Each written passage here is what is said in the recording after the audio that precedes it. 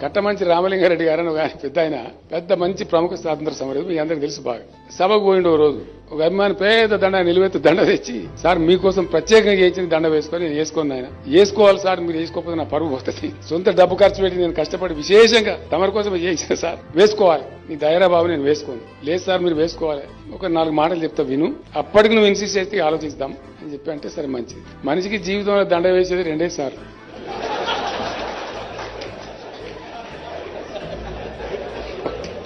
అంతే కదా.